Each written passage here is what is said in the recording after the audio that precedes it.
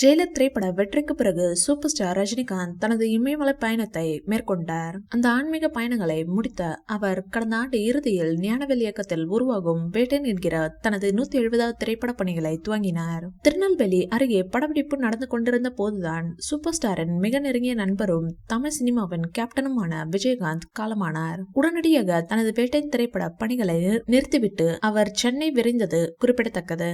அதன் பிறகு சில வாரங்கள் கழித்து மீண்டும் தனது வேட்டன் திரைப்பட பணிகளை சூப்பர் ஸ்டார் ரஜினிகாந்த் தொடங்கினார். சுமார் 8 மாத கால பணிகளுக்கு பிறகு கடந்த வாரம் தான் வேட்டன் படத்தின் டப்பிங் பணிகளை சூப்பர் ஸ்டார் முடித்தார். இந்த சூழலில் வேட்டன் திரைப்படத்திலிருந்து முதல் அப்டேட்டாக இன்று மனசுலாயோ என்கிற முதல் சிங்கிள் பாடல் வெளியாக உள்ளது. இந்நிலையில் அந்த பாடலின் ப்ரோமோ ஒன்று இப்போது வெளியாகி மிகப்பெரிய அளவில் வரவேற்பை பெற்று வருகிறது.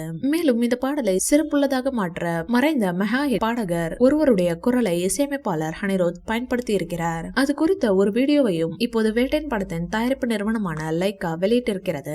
தமிழ் திரையுலகில் மறக்க முடியாத பாடகர்களில் மலேசியா வாசுதேவனும் ஒருவர். இந்நிலையில் சுமார் 27 ஆண்டுகள் கழித்து அவருடைய குரல் இப்போது சூப்பர் ஸ்டார் ரஜினிகாந்துக்கு AI மூலம் பயன்படுத்தப்பட்டுள்ளது. அனிருத் இசையில் வேட்டன் படத்திலிருந்து முதல் சிங்கிள் பாடலான மனசுலாயோ நாளை மாலை வெளியாகும் நிலையில் அதனுடைய ப்ரோமோ தற்போது வெளியாகி உள்ளது. லெஜெண்டரி பாடகர் மலேசியா வாசுதேவன் கடந்த 2011ஆம் ஆண்டு பிப்ரவரி மாதம் 20ஆம் தேதி காலமானார். இந்த வீடியோ பிடிச்சிருந்தா லைக் பண்ணுங்க, ஷேர் பண்ணுங்க. மேலும் ரஜினி சார் பற்றிய தகவல்களுக்கு எங்க சேனலை சப்ஸ்கிரைப் பண்ணுங்க.